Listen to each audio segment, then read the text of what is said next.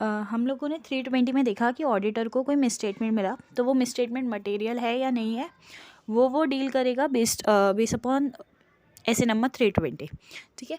ऐसे नंबर 450 बात करता है कि ऑडिटर को अगर कोई मिसस्टेटमेंट मिलता है तो उसका इफ़ेक्ट क्या आने वाला है, और अगर कोई मिसस्टेटमेंट अनकरेक्ट रह गया, मतलब उसने मैनेजमेंट को बताया, मैनेजमेंट ने उसको ठीक नहीं करा, तो उसका इफ़ेक्ट क्या आएगा वो। तो 450 इफ़ेक्ट के बारे में बात करता है, मटेरियल है या नहीं उसके बारे में बात नहीं करता। ठीक है। अब हम मिसस्टेटमेंट बोल रहे हैं, तो मिसस्टेटमेंट मतलब क्या?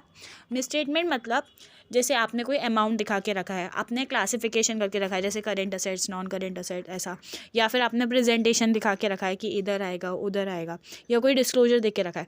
आपने जो डिस्क्लोजर्स वगैरह या आपने जो अमाउंट वगैरह देख के रखे हैं, वो आपने जो रिपोर्ट करे वो, और जो एक्चुअली में होना चाहिए था वो, उन दोनों के अंदर जो फ़र्क आता है उन दोनों को अपने क्या बोलते हैं, उसको बोला जाता है मिसस्टेटमेंट। ठीक है।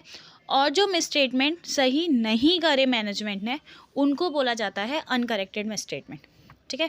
तो difference between amount, classification, presentation और डिस्क्लोजर, जो एक्चुअली में रिपोर्ट करे गए और जो रिक्वायर्ड थे एज पर एप्लीकेबल एफआरएफ, उसको बोला जाता है मिसस्टेटमेंट। अब वो किसी भी कारण से हो सकता है, एरर या फिर फ्रॉड।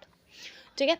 अब सबसे पहले अगर हम बात करें तो मिसस्टेटमेंट किस किस कारण से हो सकता है। तो हमने जो डेटा है ना वो गैदर करने में हमने कुछ गलती कर दी, या हमने प्रोसेसिंग करने में गलती कर दी, पहला रीज़न। दूसरा, हमने कोई अमाउंट को या फिर कोई डिस्क्लोजर को हम लिखना भूल गए, तो वो हमारी गलती हो सकती है। हम मिसस्टेटमेंट की बात करें, that is due to error. ठीक है, मतलब फ्रॉड के अलावा वाले बात करें। फिर तीसरा रीज़न क्या हो सकता है कि भाई आपने क्या करा है, गलत अकाउंटिंग एस्टिमेट्स ले लिए। ठीक है, आपने मिस इंटरप्रिटेशन कर दिया फैक्ट का, या आपने ध्यान नहीं दिया, तो उस कारण से हो सकता है। फोर्थ क्या है कि आपने जो जजमेंट लिया ना अकाउंटिंग एस्टिमेट्स का, वो अनरीजनेबल था, या जो आपने अकाउंटिंग पॉलिसी चूज़ की ना वो इनअप्रोप्रिएट थी। तो ये कुछ कारण है जिसके कारण से क्या हो सकता है, मिस स्टेटमेंट अराइज हो सकता है, अदर देन फ्रॉड वाले। 4 कारण है। ठीक है।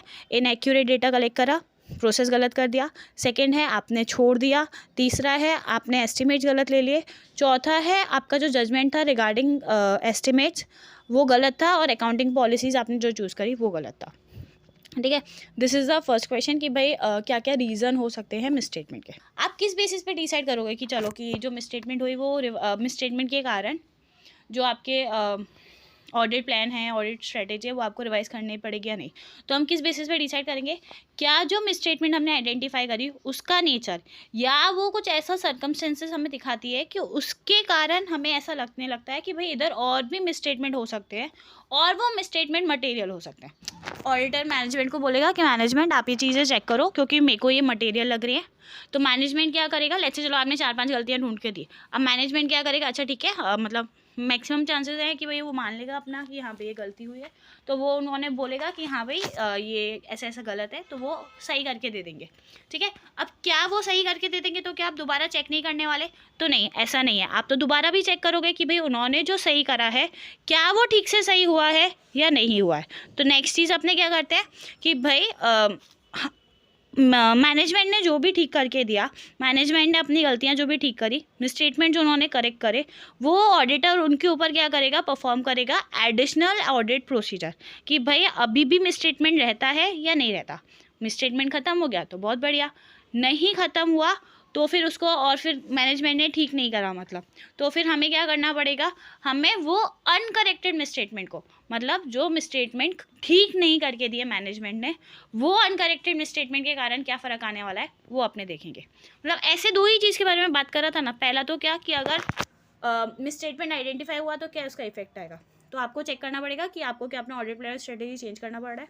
मैनेजमेंट ठीक करके दे रहा है तो आप देखोगे अच्छा ठीक है, तो क्या उसके बाद उसमें और कुछ आपको ठीक करने के बाद सारी चीज़ें ठीक हुई या नहीं हुई। अगर वो ठीक नहीं हुई है, अगर मिसस्टेटमेंट अभी भी क्या रह गई है, अनकरेक्टेड रह गई है, तो फिर आपको क्या करना पड़ेगा, आपने अनकरेक्टेड मिसस्टेटमेंट आप जब चेक करने जाओगे ना, तो आप वो चेक करने से पहले आप क्या ध्यान में रखने वाले हो, तो मटेरियलिटी का कॉन्सेप्ट ध्यान में रखने वाले हो।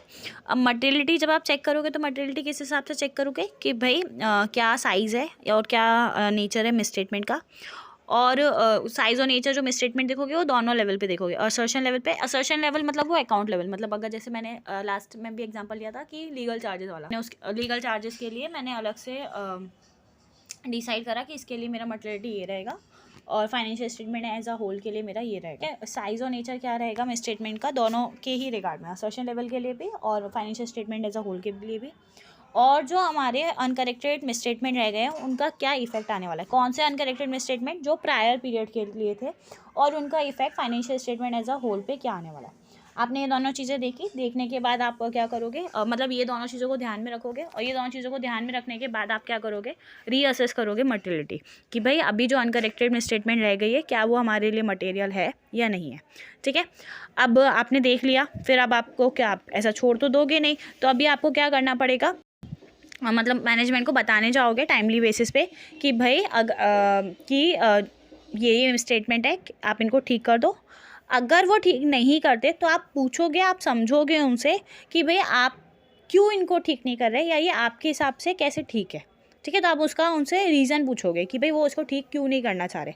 ठीक है, बताने तभी जाना है अगर मना नहीं है, मतलब फ्रॉड वगैरह का केस है तो नहीं बताने जाना है। ठीक है, अगर मैनेजमेंट ठीक कर देता है तो बहुत बढ़िया, अगर मैनेजमेंट भी ठीक नहीं करता तो फिर आप किसके पास जाओगे, तो फिर आप TCWG के पास जाओगे, दोस्त चार्ज विद गवर्नेंस के पास। उनको भी सेम चीज़ कि भाई इनको आप ठीक कर दो, उनसे भी आप रिक्वेस्ट करोगे इनको ठीक कराने के लिए। अगर वो ठीक नहीं करते तो आप उनसे भी पूछोगे कि भाई आप क्यों, आपके हिसाब से भी ये चीज़ें ठीक क्यों हैं। और एज वेल एज आप उनको ये भी बताओगे कि अगर आप इनको ठीक करके नहीं दोगे ना तो मैं जो अपना ऑडिट रिपोर्ट साइन करूँगा उसमें फिर जो भी ओपिनियन मेरा ड्राफ्ट होगा उसके ऊपर इफेक्ट आ सकता है इसके कारण। ठीक है, तो आप ये भी बताने वाले हो। और जब आप TCWG से बात करोगे ना तो उनको तो प्रायर पीरियड के बारे में भी बात करोगे कि भाई देखो आपके पुरानी मिसस्टेटमेंट है, तो वो वाला इशू भी आप उनको बताने जाओगे।